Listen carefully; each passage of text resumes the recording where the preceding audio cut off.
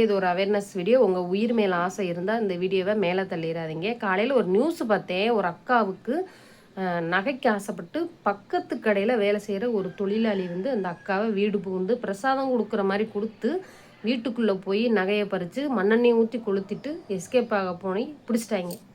இதை வந்து நம்ம தெரிஞ்சுக்க வேண்டியது என்னென்னா, தங்கமோ கவரிங்கோ நம்ம போட்டு வெளியில் நம்மளுடைய ஒரு இதுக்காக நம்ம போட்டுக்கிறோம். நம்ம சிலர் அழகுக்காக போடுவாங்க, சிலர் வந்து சரி இருக்குங்கிறதுக்காக போடுவாங்க. கவரிங் போடுறவங்க நம்மக்கிட்ட இல்லை, நம்ம எங்கேயாவது நம்ம ஒரு விசேஷத்துக்கு போனாலும் நம்ம அந்த போட்டுட்டு போனால் தான் நமக்கு மதிப்பு மரியாதை இருக்குங்கிறதுக்காக போட்டு போகிறாங்க. நமக்கு மதிப்பு மரியாதை முக்கியமாக உசுறு முக்கியமாங்கிறத முதல் தெரிஞ்சுக்கோங்க. இன்றைக்கும் இந்த மஞ்சள் கயிறை தவிர நான் எதுவுமே போடலை.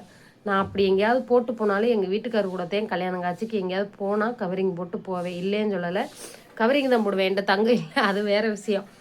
இருக்கிறவங்க நமக்கு முதல் எதிரி யாருன்னு பார்த்தீங்கன்னா, நம்ம கூட பழகுறவுகளை தான் நம்ம நம்புகிறோம்.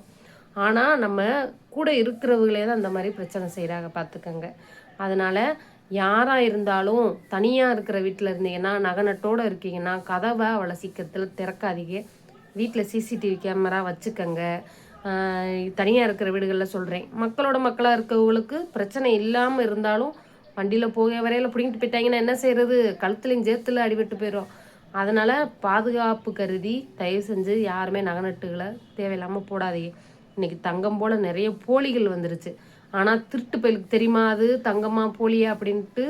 உசுர் மேலே ஆசை இருந்தால் பாதுகாப்பாக போங்க, ஆளுகளோடையே போங்க, தனித்து போகாதீங்க. நகைநட்டு போட்டிருக்கவங்க பிடிச்சிருந்தா லைக் பண்ணுங்கள், உங்கள் சொந்தக்காரர்களுக்கு ஷேர் பண்ணுங்கள். இது ஒரு முக்கியமான விஷயம், அதனால தான் சொல்கிறேன். பாய்.